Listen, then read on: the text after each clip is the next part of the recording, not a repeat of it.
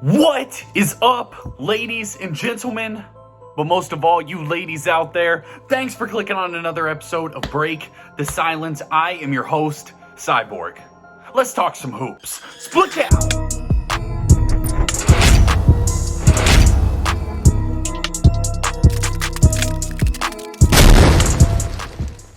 It is an NFL Sunday, and with how bad my Cleveland Browns are, yet again, I am avoiding football and spent my day watching NBA basketball. So let's talk about some of the games that happened today, because we focused on 3 games. We focused on the Celtics-Wizards, the Knicks, Cavaliers, and the Warriors, Pistons. 3 of those teams I have not had a chance to talk about on the podcast yet this season, so it was very refreshing and exciting to get a chance to watch those teams play basketball. And we're going to break down all 6 teams tonight. We're going to try I'm messing with a couple different formats as far as reacting to singular games or maybe reacting to multiple games at once. So what I'm going to do is I'm going to put in the description, if you want to hear your team talked about, if your team is one of those six that I talked about, I'll put the timestamp in there so you can watch whatever game you want to hear me talk about. But we're going to get into it, and we're going to start tonight with what I thought was the best game, and that was the Cavaliers and the New York Knicks. Now,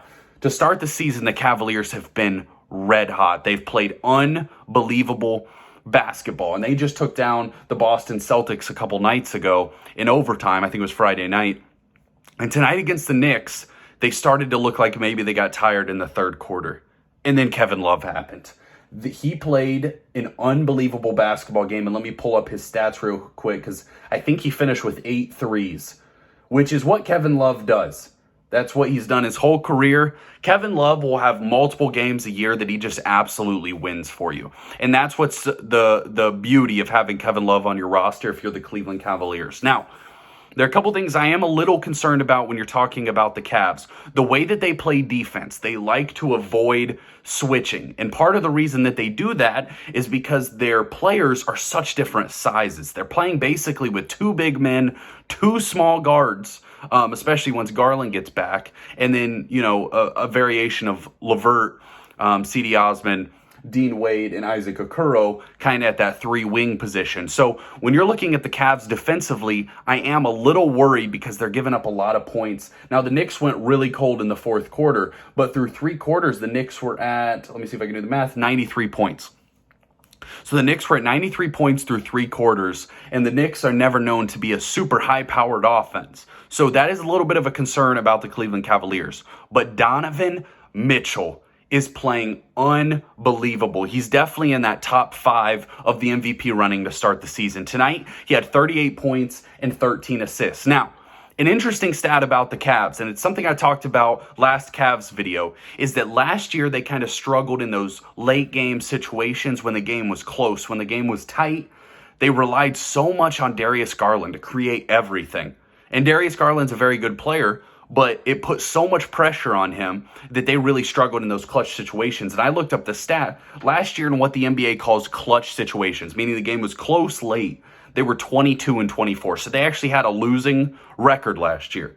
Tonight, and what we've seen from the Cavs thus far, is that in those same situations, they're playing excellent basketball. They're playing their best basketball when it matters most. And in the fourth quarter tonight, they won the fourth quarter 37-15 on the heels of Donovan Mitchell and Kevin Love. Kevin Love finished with 29 points and 8 rebounds on 8 threes in only 22 minutes of basketball. That's unbelievable. Guy's an absolute sniper. He's been doing that his whole career. Donovan Mitchell, 38 points. Can't say enough good things about him.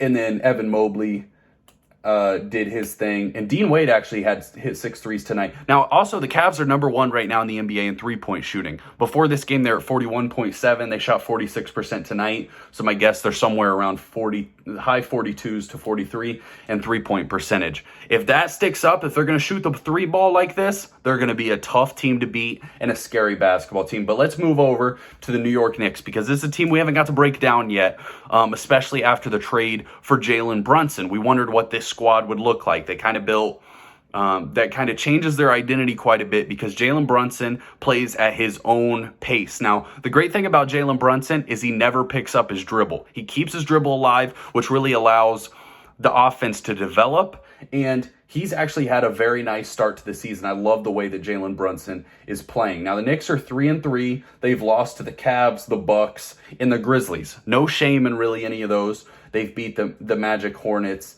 and Pistons. So they've beat the teams that they should beat and lost to the teams that they should probably lose to. Jalen Brunson tonight gave you, let me look real quick, gave you 16 points. Evan Fournier, 16, RJ Barrett, 15, and Julius Randle, 15 points. Now, the key to the Knicks to me is RJ Barrett taking that next step into being a fringe all-star level player. Like when Jaylen Brown came into the league, you could tell he was talented, you could tell he was raw, you could tell he had potential, but on both sides of the floor. If RJ Barrett takes that step into where Jaylen Brown's developed himself into, a fringe all-star level player or even an all-star level player, then this Knicks team will have an opportunity to compete because they do have decent depth. I like guys like Cam Reddish off the bench.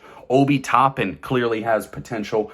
Derrick Rose and Emmanuel Quickley, you kind of have some guard strength there. So the New York Knicks have an opportunity to be a pretty solid basketball squad, but it relies on RJ Barrett taking that next step because we know kind of what Julius Randle and Jalen Brunson are going to provide you. We know what Evan Fournier, Mitchell Robinson, we know what all these other guys are going to be.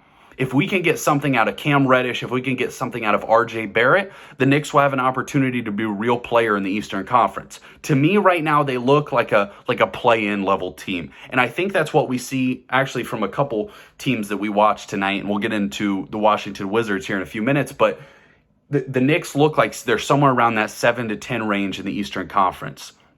And if you want to compete with these top teams in the East, with Giannis, with Jayson Tatum, with Joel Embiid, with Donovan Mitchell, you have to have a guy playing at that star to superstar level. And if RJ Barrett never develops into that, and they're paying max contracts to him, to Julius Randle, and a big contract to Jalen Brunson, they're going to live in mediocrity, and they're going to be stuck right around the 7-10 seed. And that's just the reality of the New York Knicks. But I do think I like some of the things they did tonight. I don't think they played bad. They really fell apart in the fourth quarter, but they had a lead. They had a lead, and I liked what I saw. And when I'm talking about these teams, especially early in the year, win or loss obviously matters. But what we want to see is the way that they're playing, the way that they play off each other, the way their chemistry looks. And all those things are a little more important to me than the win or loss early in the season. And I didn't hate what I saw from the New York Knicks tonight, but they look like a middle-of-the-pack Eastern Conference team. Now let's move over to the next game that I want to talk about. And that game was the Boston Celtics versus Washington Wizards. Now, the Celtics got off to a massively hot start. In the first quarter, they were 34-15, so pretty much off the rip, the Wizards were kind of in a bad spot in this game. The Celtics from three started really, really hot, and they actually shot 45% from three for the game. Something we talk about with the Celtics, and I don't want to spend too much time on the Celtics because I do talk about them. I've talked about them a decent amount on this podcast here. But the Celtics, when they don't turn the ball over, they win basketball games. That's just reality of it. They only had 13 tonight, and you see it reflect. Malcolm Brogdon is such a good addition to this basketball team. The way that the Celtics are playing and the way that their bench unit comes in and the spark he provides is so valuable. He's so good at attacking the basket. He shot well from three tonight. He also shot well from the free throw line. And he's not a high turnover guy. And that's what I love about Malcolm Brogdon because the Celtics needed that so badly. Their defense was what I was concerned about watching early in the season. Now, you got to remember early in the NBA season, defense is probably the thing that's going to struggle the most because it's all about communication, knowing where your guys are going to be, timing, all those sorts of things. So as far as defense is concerned, don't be too concerned if your team's struggling defensively to start the season. They'll start to get it figured out, and we'll see what happens there. But Tatum came out firing tonight, gave you 23. Jaylen Brown gave you 24. Game wasn't all that close. Their guys didn't play heavy minutes there. I want to move over to the Wizards a little bit here because that's a team I want to focus on in this game. Now, I talked about what you want to take from the game is not necessarily the win or loss, but what were your questions coming into the season, and are they answering those? The big questions for the Wizards to me was, can Kristaps Porzingis return to an all-star level player? Now, if you remember a couple years ago, there were legitimate talks on sports shows. Will Kristaps Porzingis be one of the top 5 players in the NBA? He had that kind of potential. That's what we thought about Porzingis at one point in his career, and obviously, he all those injuries kind of threw him off, and he struggled with the Dallas Mavericks, didn't play well with Luka. But what we wanted to see from Kristaps, can he go to the Wizards? Can he kind of redefine himself and rebuild himself into the player that we thought he might be? I was really impressed. I thought Kristaps Porzingis played very well tonight. He had 17 points, 13 rebounds, and 2 blocks. If he's able to provide that level of scoring, defense, rebounding, he could be a valuable asset for this Wizards squad that has some pieces that I actually like. Now, Bradley Beal probably played the worst game of his entire career. He started the game 0 of 12 and finished 4 of 16. He actually hit some shots in the fourth quarter when they were down a ton. But I'm not worried about Bradley Beal. So sitting here and talking about the Wizards and being concerned about them losing tonight, to me, Bradley Beal played the worst game he's going to play this season. Let's move on past that. But let's talk about some of the other guys. Kyle Kuzma was 3 of 13. He's got to give you more than that. He's got to give you more than that. And then some of their young wings that they've drafted, Denny, I don't know how to say his name, Avdija, and then Rui Hachimura. Those kind of guys you want to see develop. Rui played pretty good tonight, had 13 points. Now, they didn't play Will Barton very much. I was a little surprised by that. When they made that trade to Denver, I actually liked them getting Monty Morris and Will Barton back. They gave up KCP. I actually liked that trade for the Wizards, too, because I thought they got 2 pieces that were actually going to play, and I'm not sure why Will Barton's playing so few minutes.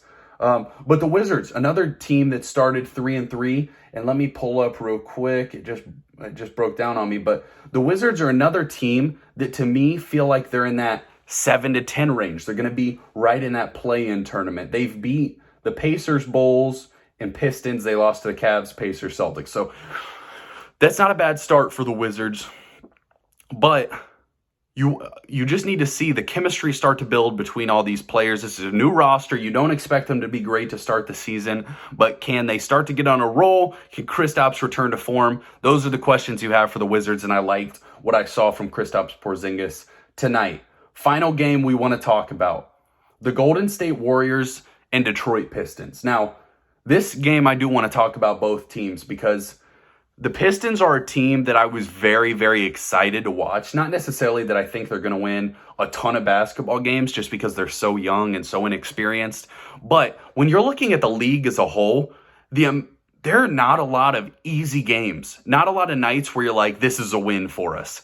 And the Pistons are no longer a team that you just look at and say, oh, we're going to get an easy win tonight. They scrap. They play hard. They have real talent finally. They just added Bojan Bogdanovic from the Utah Jazz, and they actually just signed him to an extension today. And they have some really nice young pieces. I, before the season started, had Cade Cunningham in my top 50 players in the NBA. And I think that he'll develop into an all-star level guard. He has everything you want in an NBA point guard. He's big, he's athletic, he can shoot, he's a little streaky with his shot, but he can score, pass. I really like Cade Cunningham. He's an absolute stud. Gave you 23 points tonight. Sadiq Bey, 28. Bojan, 21. Isaiah Stewart, 24. And Jaden Ivey, 15. Now, Jaden Ivey was probably my favorite player in this previous draft other than Apollo. But Jaden Ivey kind of gives you Ja Morant vibes when he is driving to the basket. He's so athletic. He's a great finisher, great body control, and so aggressive. So the combo of Cade Cunningham and Jaden Ivey, I think the Pistons may have their backcourt for the next 10 to 15 years. And that's exciting if you're a Pistons fan, because they legitimately have some pieces finally, some talent that they built, and then they brought in a veteran in Bojan Bogdanovic. They also have some decent bench players. Killian Hayes, Hamidou Diallo.